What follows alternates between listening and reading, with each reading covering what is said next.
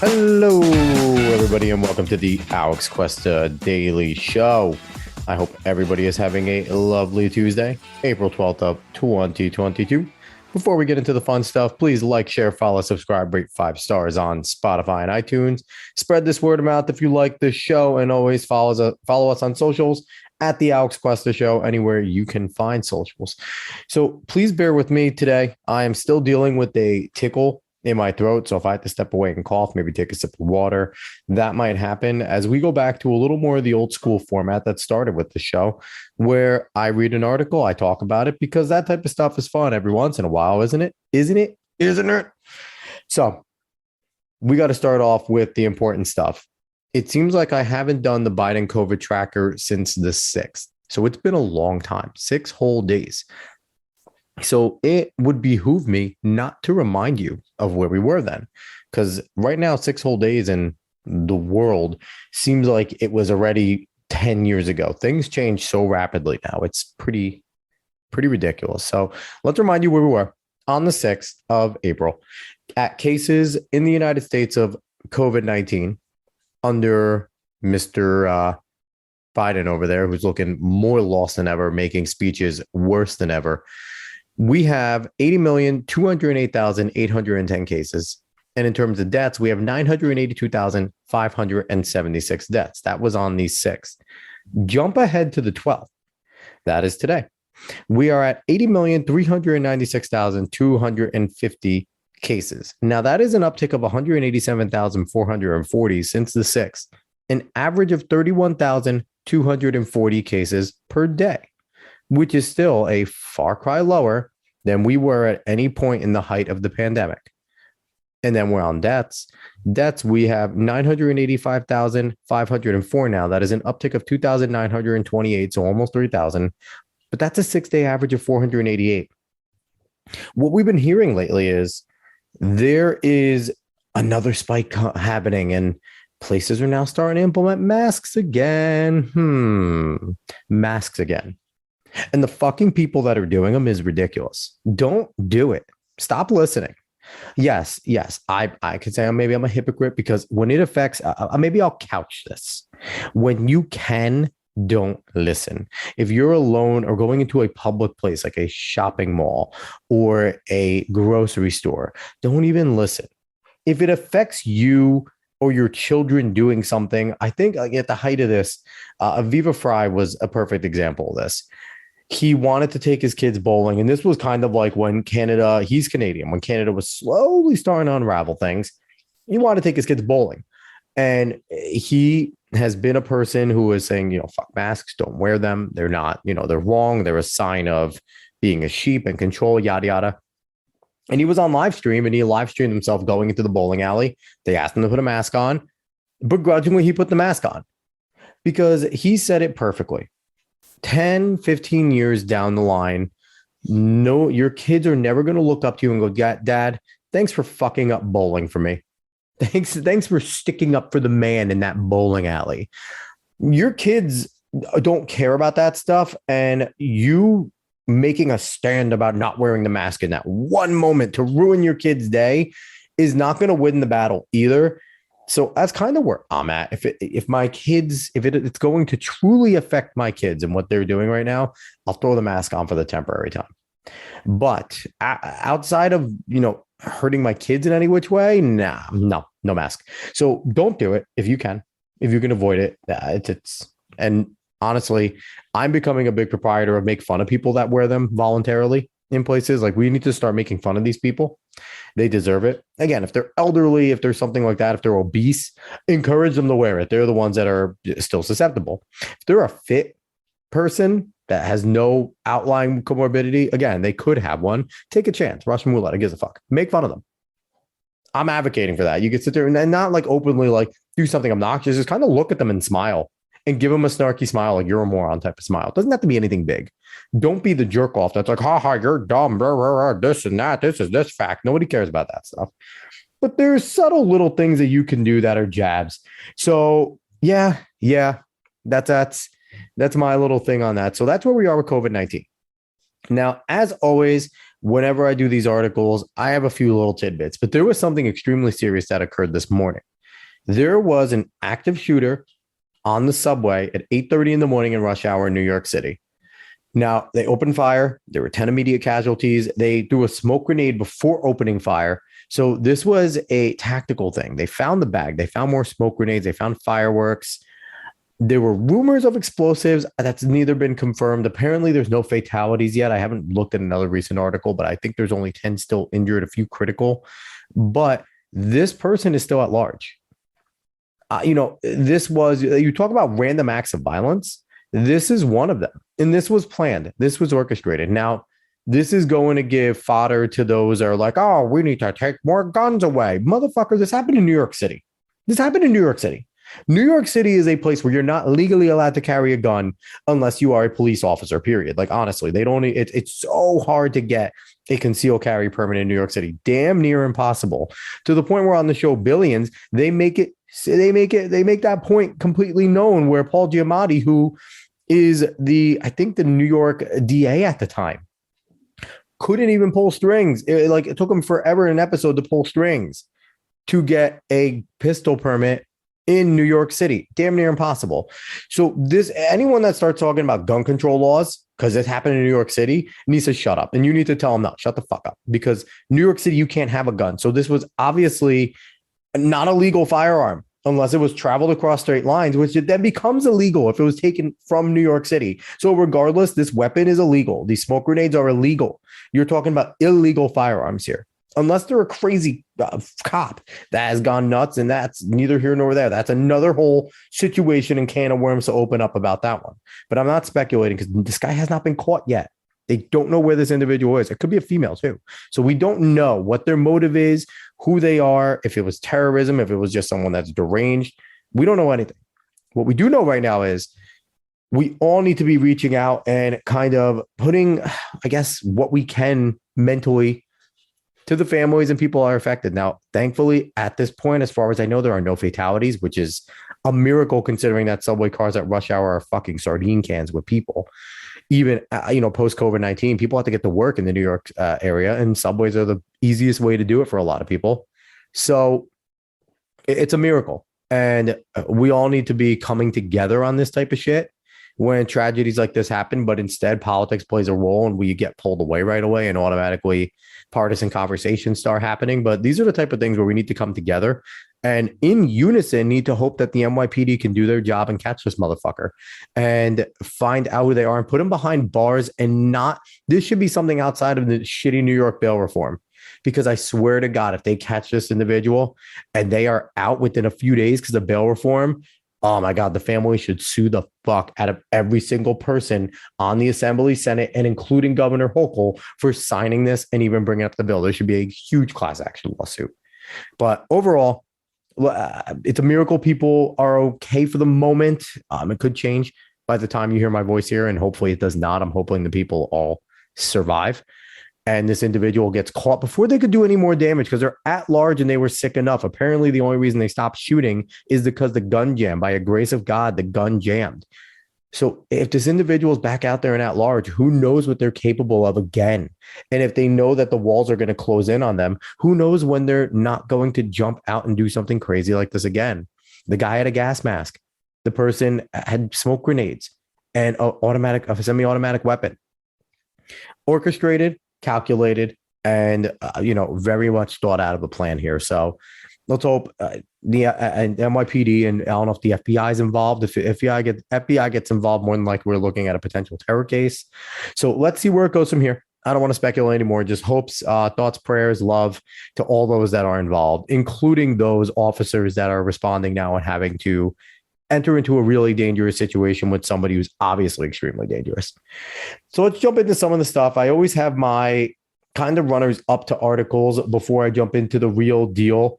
So there's a few runners up that I want to talk about. One is from foxnews.com, which, funny enough, I like to use NewsGuard to talk. They are a green shielded NewsGuard, only 69.5, but I guess that merits, in high school, it's a failing grade, but I guess that merits a green shield. They have an article, CNN's long history of pushing disinformation. Here are 5 examples, which to me is interesting because it's not often, you do see it every once in a while, but this is blatant that they are attacking CNN. A lot of the opinion anchors do it and things like that. But I haven't seen many news articles from either side kind of slinging this type of mud at each other. This is big. Now, I don't know if it's because Fox News senses a little blood in the water with CNN and their layoffs that are going on from Discovery taking over. And, a lot of speculation about CNN Plus not doing as favorably as they want to. And the reshuffling that is potentially going to go on over there. It's pretty bizarre to see another major news source go at them this hard.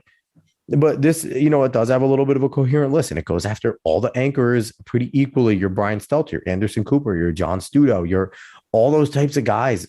I mean, they cover Russian collusion, they cover Hunter Biden laptop, they cover Nick Sandmann, they cover ivermectin and Joe Rogan, and the last thing I talk about is Jussie Smollett. And these are all things that CNN did really cover and push, and all of them ended up being false. Russian collusion disproven. Hunter Biden laptop just proven to be correct, where CNN was all about not, going at it. Nick Sandmann, they had to settle in court because of distresses and the way they dragged Nick Sandmann's name through the mud, calling the kid a racist when it wasn't that situation at all. With ivermectin and Joe Rogan, basically spreading the misinformation that ivermectin is only a cattle drug when it is used on humans all the time, considering it is given to humans that cross the border. That is one of the drugs in the cocktails that they give for people coming across the border. I mean, it's bizarre what they did with that one, especially when Joe Rogan called out Sanjay Gupta, who is one of the leading medical people that go on CNN, and Gupta agreed. So that's crazy. And then Jussie Smollett, we know what happened with Jussie Smollett. CNN was all over it. It was a black person involved, so they called racism right away. Not even caring that the people he accused of doing shit to him were 2 other black guys, but neither here nor there. But again, they covered, and these are strong things that have been wrong. Now, it's to me more interesting to see Fox News going at CNN this way. But you can read the article. It's a pretty cohesive article and coherent article about what went on. So another articles, they're going to work in pairs here. This one is from CNN, which is hilarious. And it's from their Spaces Next Chapter a segment, I guess, here, or page. And it's by Ashley Strickland. Oh, the Fox News article is by Nicholas Lanham and Brian Flood. Sorry about that. Sorry, Nicholas. Sorry, Brian. I didn't include you. This CNN article is by Ashley Strickland. This Neptune just experienced an unexpected temperature shift. And the other article I'm coupling with this is from Live Science. This one's by Stephanie Pappas, and it's Dead Sunspot launches ball of plasma towards Earth. Why is this funny to me? Well, we all know about climate change. And what we know about climate change is, bottom line, humans are affecting it. We're causing it. We need to stop doing what we're doing, or we are fucked. And now it's 2030. It was 2012. And they keep on changing the numbers because they're never right about the numbers. But the reason why I found this funny is because the Neptune article talks about how unexpected thing with temperatures in Neptune occurred, where scientists did not expect a freeze that happened, which dropped the planet by 14 degrees Fahrenheit between 2003 and 2018, which is a gradual cooling, but it didn't expect. But then a dramatic warming occurred between 2018 and 2020, bringing it up 20 degrees Celsius, which is reversed all the cooling and has never been seen in Neptune until now. Now, granted, they haven't been tracking Neptune that long. We haven't had the ability to track Neptune that long. I think they started tracking it in maybe 2003, 2005. So it's not a long sample size that we don't know enough about Neptune, to be quite honest. But it is interesting that people, obviously people in NASA who are scientists, who are probably climate change people, are sitting there marveling at the fact that a planet can have violent shifts. Now, this is a planet without any human life. This is a planet unaffected by life or by technology or anything, experiencing extreme shifts that humans cannot explain. That's one thing here. And, again, has to do with climate change, because we're humans sitting here trying to predict why the fuck a planet is responding in certain ways. The next article on Live Science about the dead sunspot, this one caught my eye. because not too long after Al Gore created a whole new green market, because that's all he did was create a green market. He's one of the greatest capitalists ever to live because he created $1 trillion market. But after he made The Inconvenient Truth, there was another documentary put out not too long after called The Great Global Warming Swindle. And it was by other scientists that were on his list of quote unquote 2,000 scientists that disagreed and asked to be taken off of it. And one of the things they highlighted, instead of CO2 being the problem, they highlighted the number of sunspots directly correlating with our temperatures and our shifts. And one of the things about that is that their chart, they did a chart of the sunspots and the number of sunspots and how they affect the temperatures here. Their chart much more closely correlated with our temperature. I haven't seen it as of late, and I don't know if it's the same thing, but this article kind of gels with what they were saying. Because in this article, they talk about that dead sunspot that's going to send a plasma ball towards Earth. They said it might cause some interference. But then they also talked about how the sun goes through kind of a solstice. And right now, it is in a 25-year heat solstice. And during this time, sunspots pop up and go down rapidly.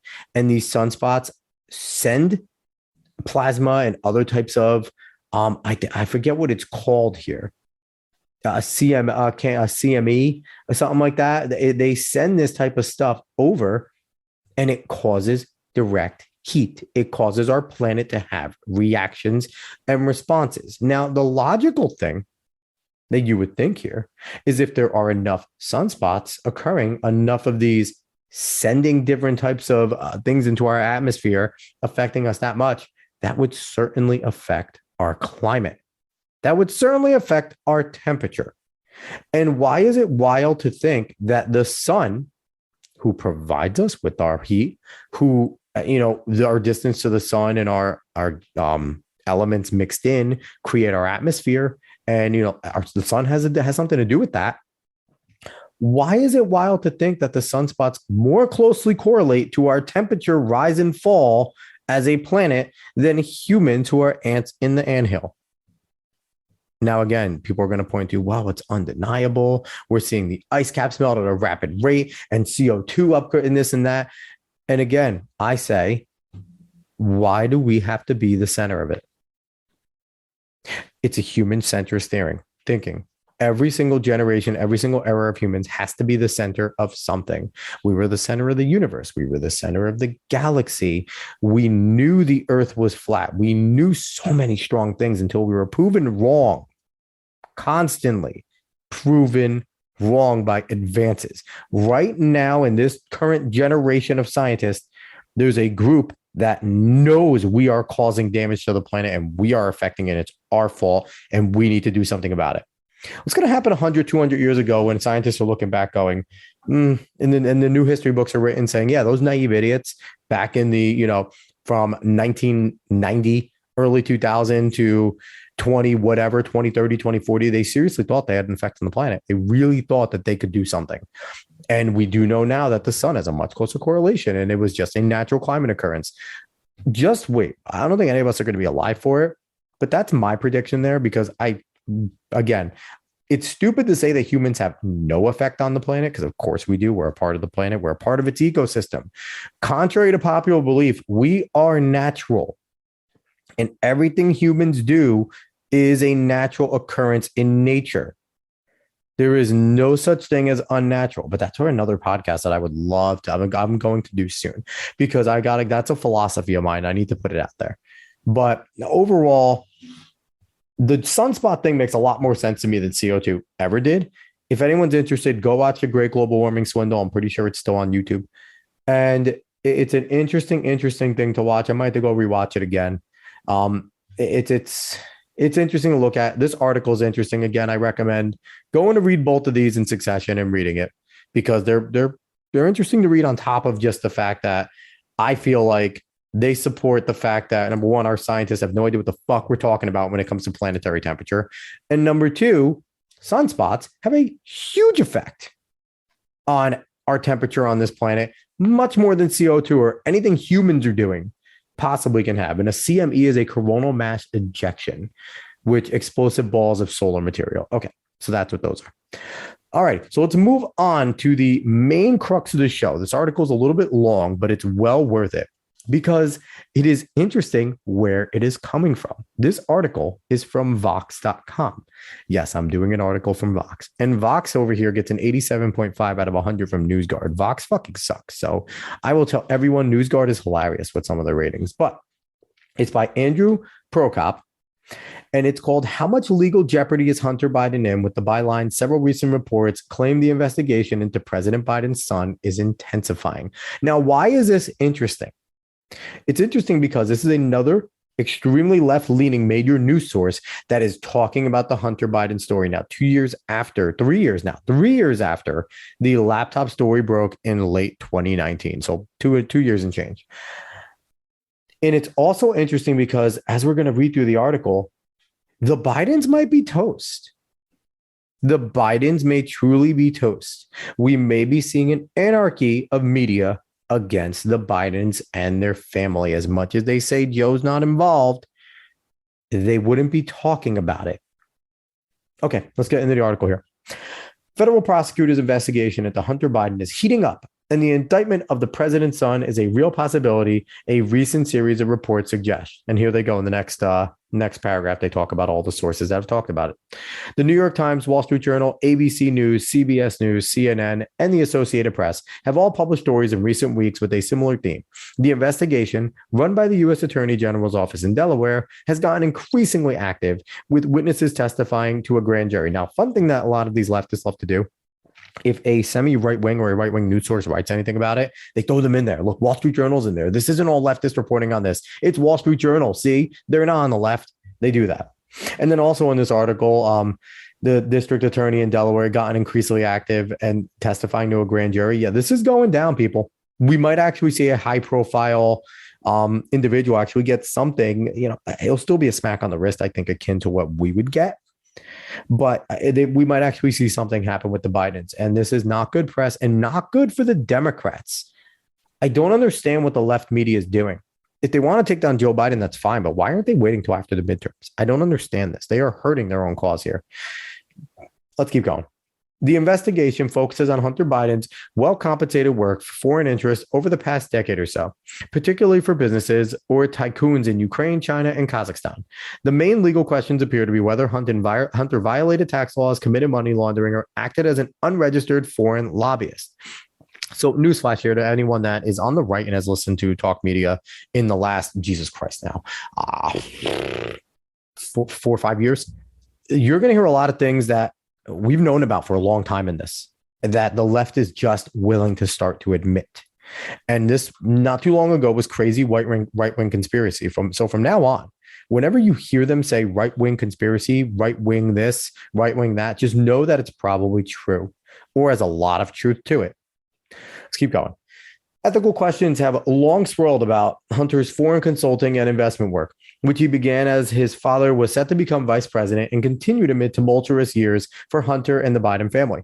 Critics have argued that he was, at the very least, trading on his father's name, or that foreign interests were paying him exorbitantly in hopes of pleasing his father. President Trump became obsessed with all this as Joe Biden prepared to challenge him for re-election. The Trump allies have tried to make charges of Hunter's purported corruption stick to Joe, so far without success. So let's keep going. Let's stop right there. All this is true. Everything that they just wrote here was true. The questions just swirled, and they hit the gun right on the head. It only started when his father became vice president. All this time, his father as a senator, a leader of committees, things like that, a pretty important guy in the Senate. He was there forever. Never wanted to do consulting work then, waited until his dad was about to be VP, then slid right in there and started making millions. It's not hard to put two and two together here, people. And it's not trying to stick to Joe so far without success. Yes, because you guys have surrounded him with Teflon leftist media. So right now you haven't completely turned on him, but this is the works right here. It's starting. Let's keep going. But prosecutors' inquiry into Hunter reportedly dates back to some form of the Obama administration. Recent stories reference some doubts and differing opinions from investigators about the strength of the case, so it's not a certainty that he'll be indicted. And by all accounts, the investigation is focused on Hunter Biden, not Joe Biden. Again, look at them trying to protect Joe. With prosecutors' ultimate conclusion unclear, most of the political discourse around Hunter Biden's legal woes so far have been about how the media should cover him, with Republicans demanding more coverage and Democrats maintaining it's not that important a story. But the possible indictment of a president's son would be at very least a PR problem for his administration and potentially a threat to his reelection as well. So we see the rub here. We see what they're worried about. Where they should have just said full stop, it is a huge story because it is the member of a president's family and a vice president's family at the time using that status to curry favors with our enemies. That's just how it is right there. China's our enemy. Period. So, and just, going with the Democrats maintaining that it's not an important story, the Democrats are liars, just flat out. They're bold-faced liars because they tried to make everything Ivanka did, everything either Trump boy did, everything that anyone like that has done a huge story. So they're just liars, flat out liars. And the difference here being, quickly, let me catch this, Jared Kushner, Eric Trump, Don Trump Jr., and Ivanka Trump were all business people, successful business people prior to entering the White House and prior to entering into the public forum. So they just maintained a lot of their business connections. And if they made any money off of it while they were there, Jared Kushner and Ivanka Trump were special consultants. They were not formal cabinet members. Neither was Eric Trump. Neither was John Jr. So that's different. Number one. Number two, the fact that Hunter started doing this only when his father got into the White House as VP is troubling and is a cause for concern. Let's keep going. It's a long article. I'm rambling. Why is Hunter Biden being investigated? For pretty much his entire adult life, Hunter Biden has been in the business of being Joe Biden's son. At age 26, Hunter took a high-paying job at Delaware-based bank, MBNA, one of the then Senator Biden's largest donors. 5 years later, Hunter Biden became a lobbyist. And after his father became vice president of the United States in 2009, Hunter moved into a more opaque world of highly paid consulting and investment efforts for foreign clients. So what is the left doing here? They're putting it all out. They're putting it all out. They're putting it all out on the table for everyone to see, because now they're believing that if they put this all out, it cannot be used against him. And if he does get indicted, they're going to say, well, listen, we were honest about it. What's the right going to say now? We wrote about all this. Everyone knew this was going on. We wrote about this on the April 12th of 2022. You're late. Ignoring the fact that all this shit has been out for years now, because the right actually did do their homework and did have their facts straight. And they weren't crazy conspiracy theorists. This is funny. If you've listened, you're going to know all this if you're on the right. This proved to be lucrative. A Ukrainian gas company paid Hunter millions over 5 years to sit on its board, despite his lack of experience in the energy business. Through a company Hunter had set up, Rosemont Seneca Bohai LLC, a company controlled by a Kazakh oligarch, sent Rosemont $142,000 that Hunter then used to buy a sports car. In 2017 and 2018, a Chinese energy company sent $4.8 million to entities Hunter and his uncle James Biden controlled for purported legal and advisory work, per the Washington Post. That company's founder gave Hunter a large diamond, which he has said he then gave to his business associates. What they leave out here, which if you're on the right and you've listened already before, what they leave out here is his lack of business experience and the corruption of Burisma, which is the Ukrainian gas company. They won't say Burisma here, which is great. But Burisma, which is the company that Trump asked the Zelensky, when he was the new president, to look into for corruption purposes, is the place where he sat on the board and made money with no experience. Let's go to the Chinese part in 2017, 2018. Only reason Hunter had a meeting with these Chinese people is because he got on Air Force Two with his father, Joe Biden, to go do business, and then got back on Air Force Two. He went on a publicly paid for jet on a trip to China where his father was going to meet the Chinese president, and he was doing business deals. You think that didn't have anything to do with it, that his father was a VP? It is all shady. And to say that his dad, Joe Biden, to deny any knowledge is bullshit. Clear bullshit. Let's keep going. There is nothing inherently illegal about accepting money and gifts from foreign interests if you are a private citizen and your dad is a famous, powerful person. But you do have to pay taxes on it. And according to the New York Times, a federal inquiry into whether Hunter had properly paid his taxes began back during the Obama administration. Then, in 2019, the tax inquiry became a broader criminal investigation into Hunter, conducted by the U.S. Attorney's Office in Delaware, examining possible money laundering and whether he was an unregistered foreign agent. So here we go. It all always starts with the taxes when people go down, and now there's other things being tacked onto him.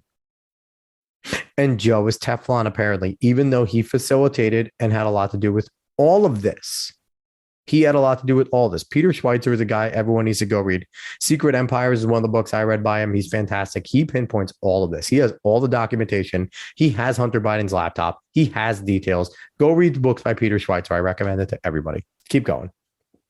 At that point, the investigation wasn't public. But as Joe Biden prepared to launch a presidential bid in 2019, Hunter became a particular fixation of Trump and his allies, who hoped to damage the elderly Biden politically. Their efforts to do so became a saga that resulted in Trump's first impeachment, and eventually the October surprise release of Hunter Biden's private emails, texts, and other documents said to be from a laptop abandoned at a Delaware computer repair store, which is confirmed that a laptop was abandoned. That was confirmed by both WAPO and New York Times.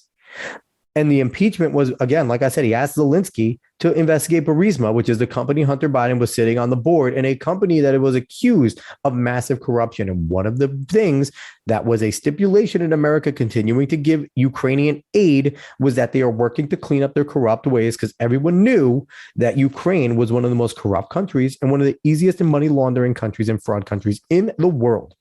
If you wanted to money launder, if you wanted to do fraud, you went through the oligarchs of Ukraine.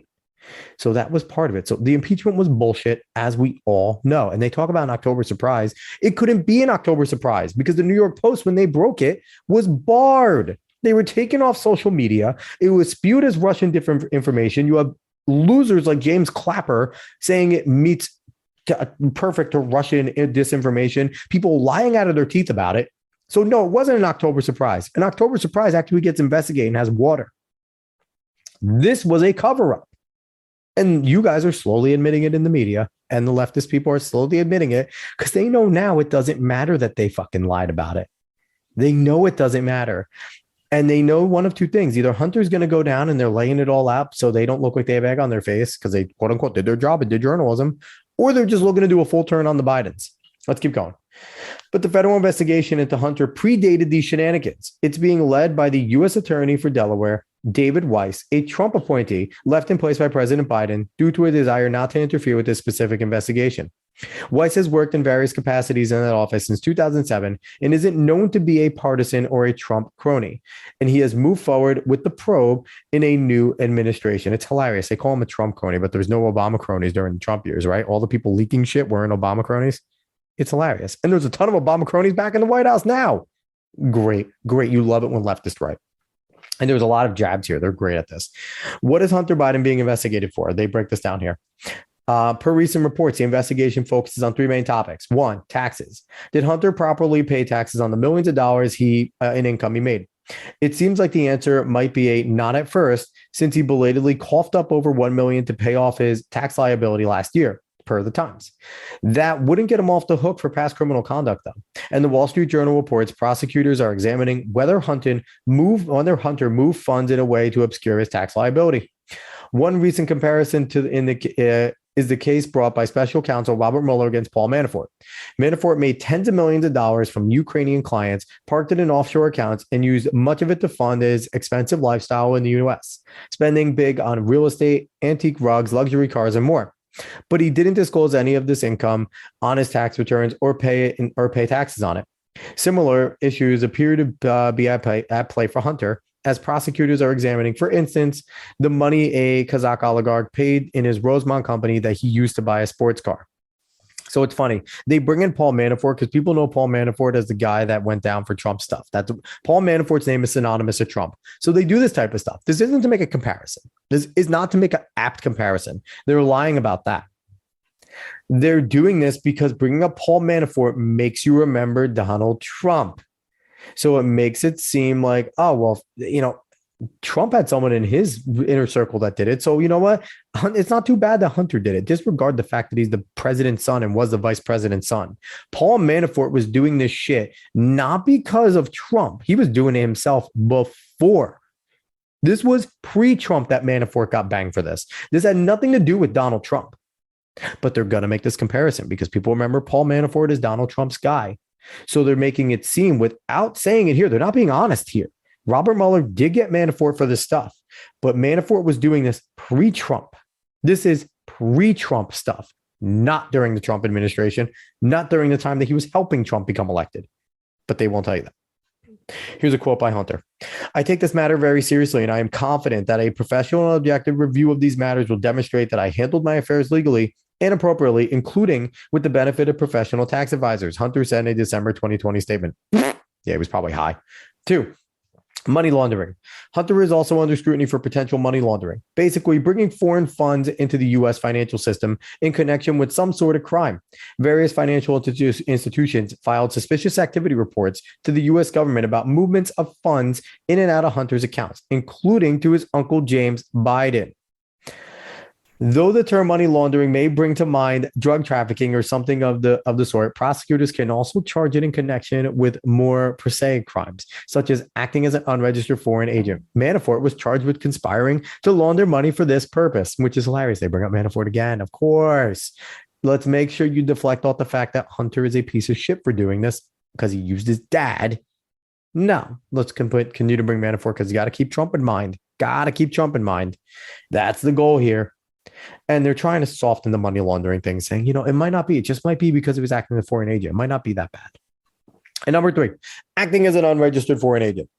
The Foreign Agents Registration Act, FARA, requires people doing political, public relations, or lobbying work with foreign clients to register with the government as foreign agents. Ordinary business work for foreign clients does not require FARA registration. But when that work moves from the business realm to the political realm, or importantly, to the public relations realm, that obligation may kick in. So the question is, what kind of work Hunter really did? Though FARA was rarely enforced until some recent high-profile prosecutions, Hunter, a lawyer, was well aware of it. In a 2014 email cited by the Times, he wrote that officials at the Ukrainian gas company Burisma needed to know he'd abide by FARA and any other U.S. law in the strictest sense across the board. Here, at least he expressed a desire to stay on the right side of the line. That's funny. They mentioned Burisma now all the way down here without still connecting it to the fact that that was the company he sat on the board. They're sneaky, these people. And if you don't know about it, you would never catch this. They think they're smarter than everybody in the room, not knowing that they get called out daily for this shit. Let's keep going. Let's see. How long are we here? Going pretty long. Let's keep going. But sometimes the lines seem to blur. He brought some of his clients into contact with Vice President Biden, for instance, at dinners and on foreign trips. He helped arrange for a Democratic PR firm to help burnish Burisma's image in the U.S. Is all this sufficient to support a criminal charges? It is not clear. When Manafort was charged with FARA, prosecutors alleged he'd orchestrated an extensive multi-million-dollar lobbying campaign meant to influence U.S. officials and the press on behalf of his Ukrainian patrons. Again, let's stop there. Manafort was trying to make this look good and had nothing to do. Again, they bring up Manafort's name to try and make you remember Donald Trump. Don't forget what they're doing here. Manafort has nothing to do with Hunter Biden. Manafort's case has nothing to do with Hunter Biden's. Hunter Biden was only getting these favors because he was the president and then vice president's son. Paul Manafort was already a shady businessman when he was getting these favors and doing this type of stuff with the Ukrainians. They try to make this parallel, and it's not a good one. Let's keep going. What we know so far, Hunter's conduct seems relatively more hands off. One indication of that, per the Times, sorry, I had to laugh at that. Prosecutors have considered pursuing this in a civil matter for Hunter, not a criminal one, which would come with much less steep penalties. Why are they making it in a civil manner, people? It's not because it's hands off. It's because it's the president's fucking son. Please just be honest for once in your life, journalist. Please. This is nepotism. Let's go on to the next little section here. What about Hunter's personal life? Prosecutors are investigating a period filled with tumult in Hunter's personal life and tragedy for the Biden family. Hunter has struggled with alcoholism for some time, and in the mid-2010s, he began more frequently using hard drugs, including crack cocaine. His older brother, Bo, died of brain cancer in 2015. Hunter then split from his wife, who would later accuse him in a court filing of spending extravagantly on drugs, alcohol, prostitutes, strip clubs, and gifts for women with whom he had sexual relations with. He began dating Bo's widow, until that relationship collapsed too. He fathered a child with a different woman who later sued him for paternity. He repeatedly went in and out of rehab. He was a mess. So here's a sympathy article. They talk about all the fucked up shit that he did to try and garner sympathy for him. He's a sleazebag. He dated his dead brother's widow. What a douche. Like, there is no sympathy. Yes, you could feel bad for somebody that goes through drug shit. Yes, that is an addiction. It's not easy to break. It is nothing to make fun of. But you dated your dead brother's widow. That's fucked up. That you cannot feel sorry for. And he was a piece of shit husband to his wife, wasting their fucking money, cheating on her constantly, had a kid with a different woman. Like, Hunter Biden's probably not a decent dude. Probably fun to shit to party with if you're into that type of stuff, but he's a piece of shit. He's that dude that you party with and then you're not friends with afterwards. Let's keep going. Obviously, some of the above conduct involves breaking laws.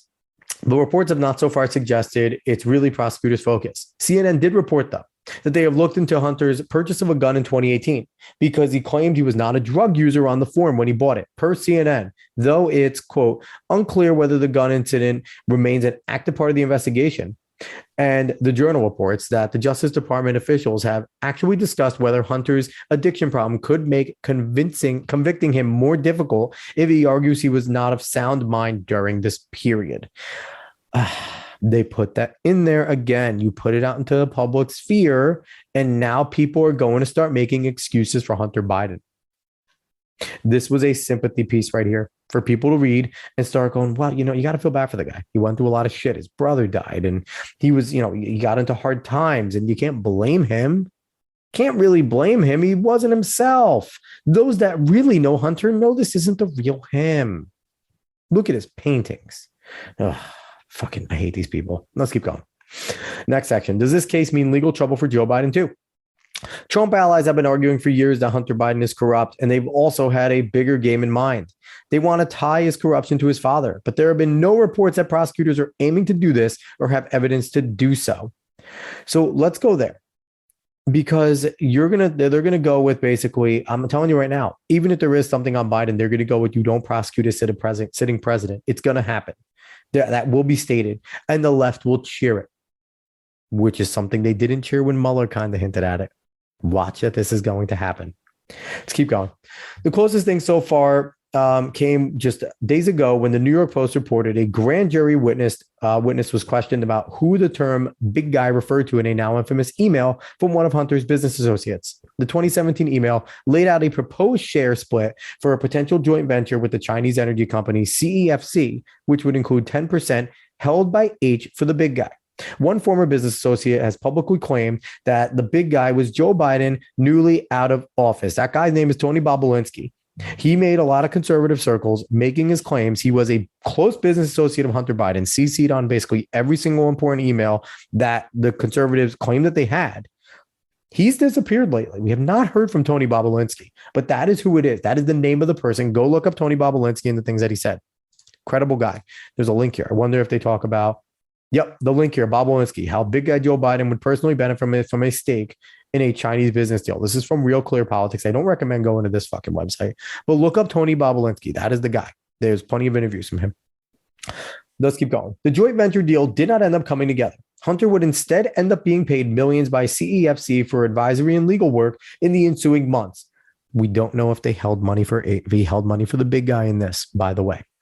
Keep going. But when the Washington Post recently reviewed that whole affair, they wrote that they did not find evidence that Joe Biden personally benefited from or knew details about those transactions. In 2020, Biden's presidential campaign issued a statement claiming that he has never even considered being involved in business with his family, nor in any overseas business whatsoever. Now, he can't be. He's been in the public sphere for 50 years. He can't do that type of shit if it's involving other countries like that, especially Chinese, because all their businesses are state run. So that's a savvy thing. And the fact that anybody believes it shows you're stupid. Let's keep going. Basically, there's no evidence at this point that money from this Chinese company actually went to Joe. All indications so far that this investigation is squarely focused on Hunter Biden. This is the last little stanza here. What does it all mean? The Hunter Biden story has been a thorny one for the media and political system, in part because of all the other scandals both Democrats and Republicans still have grievances with the media about. Oh, this is a fun one. They go over the things that both sides are mad about to try and make it seem like it's even. And how much coverage should we give here? This is hilarious. Let's keep going. Democrats deeply resent how the mainstream press covered the investigation into Hillary Clinton's email practices in 2016, believing the underlying issue was never all that important, but that the media gave it a comparable time to Trump's many scandals and extreme positions, which contributed to Trump's victory. They also deeply resented the media's coverage of the Democratic emails that were hacked by Russian intelligence officers, which they argue weren't all that scandalous. So let's go back here. Number one, they called Trump had extreme positions. Trump's positions are very similar to Bill Clinton, Hillary's husband. You can look at speeches and policies that are almost identical, in which shows you how crazy the world has become, that the right is essentially what the Democrats were right now, your extreme positions back in the mid 90s. It's pretty crazy. And then to talk about the emails like they're nothing. There were top secret classified emails in Hillary's email server. We know this. We know this for a fact. It deserved the coverage, and they gave it kid gloves coverage. The coverage was, don't fucking worry about it. That was always what the coverage was. And then to talk about the DNC emails that were hacked, that talked about giving questions to certain candidates and shit like that. And it's been, the fact that they're saying these are non-stories just goes to show how non-serious Democrats are about anything. All they want to do is win. They're just non-serious people about actually following any fucking rules or anything. Let's keep going.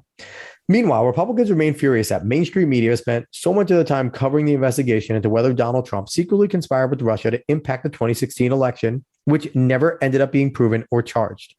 They believe the media was happy to assume the worst of Trump in that to try and ensure Trump's defeat in 2020. They swept stories about Hunter Biden's computer under the rug in comparison. So let's talk about things that are true, though. These two things are true. They did talk about the Russia shit ad nauseum. They were hoping that there was something there. They waited on bated breath for the Mueller report, and it ended up being a dud. And the fact that they put charged in here, Vox had the balls to put charged. They should have just put it was false. Not that it's never been proven or charged, yet it was false. And now saying that they swept stories on the Hunter Biden's corruption under the rug, they did. It's 2 years later, over 2 years later. Now you're talking about it when it was true, when it was reported. It was swept under the rug. So there's the difference. The grievances from the left are fucking stupid, where the grievances from the right are legitimate. There's the difference. Let's keep going. Liberals have tended to argue that while Hunter Biden may perhaps be kind of corrupt and reveal the grubby world of DC influence peddling, the story just isn't that important and should not be the focus of much media attention. He's not even a public official. They also argue Republicans' concerns about corruption are insincere, since the Trump family business also accepts large amounts of money from foreign interests that may well be motivated by a desire to curry favor with the powerful politician.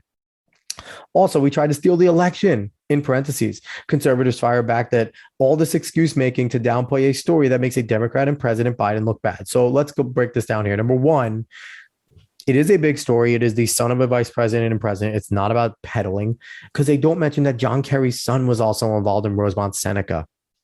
There are son-in-law, something like that. It was someone that had to do with John Kerry. So there's powerful people involved there, and it's not about influence peddling. It's about doing deals with our enemies. And the fact that Joe Biden knew, shut the fuck up about him not knowing. He knew. And then to talk about the Trump family business getting it, the Trump family were business people doing business around the world well before Donald Trump was in office. And his kids are grown. They are men and women of their own that have positions in the Trump dynasty there. So they are not an apt comparison and not a good one. And also, he tried to steal the election. To throw that in there just makes you, we know Vox is not a serious website, but that just makes it even more serious because he did not, it's so stupid. He went through every single legal outlet. Yes, he's being a fucking baby about it. I will tell you, he's being a baby about it now. Every time he says it, it's stupid. But he went through legal outlets to try and prove his case. There is nothing wrong with that. And don't forget, Gore held up for how long? It's no different here. Let's keep going. There may be no perfect answer to how much media coverage an investigation into a president's son should get, but it surely merits some.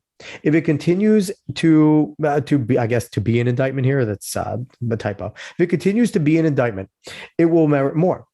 And congressional Republicans are already planning on restarting their own Hunter probes if they retake the House or Senate in the midterms. All this will be a continued political problem for Democrats as Biden prepares to potentially run for re-election in 2024, a problem with no solution in sight. I'll answer this for you. Yes, it is a big deal.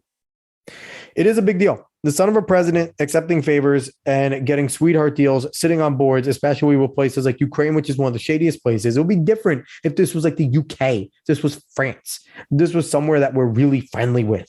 He's got sweetheart shit there. Fine. Ukraine has always been corrupt. They're a bunch of fraudsters. China is our enemy. These are who he's doing deals with. Not good. And we wonder why Joe Biden's so fucking soft on China. Here we go. It's not a surprise. It's compromised. So,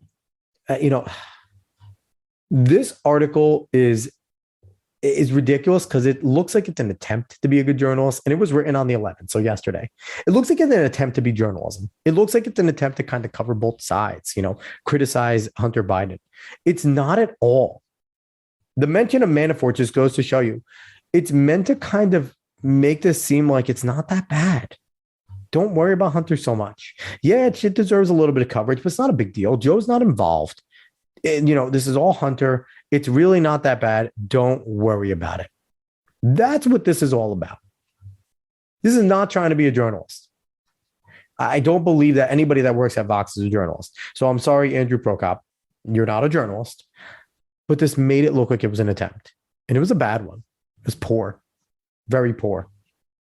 But overall, this is as good as you're going to get from a place like Vox. So that's the unfortunate part. But all right, with that, let's close on out here. I enjoy doing this as always. Everybody, thank you so much for listening. Please give a like, share, follow, subscribe, rate 5 stars on Spotify and iTunes. Spread this word of mouth if you liked it. And on socials, go search the Alex Cuesta Show. Find us anywhere there. I really appreciate everybody for listening. I hope everybody had a happy Tuesday. And I will see everybody tomorrow on Wednesday. So long all.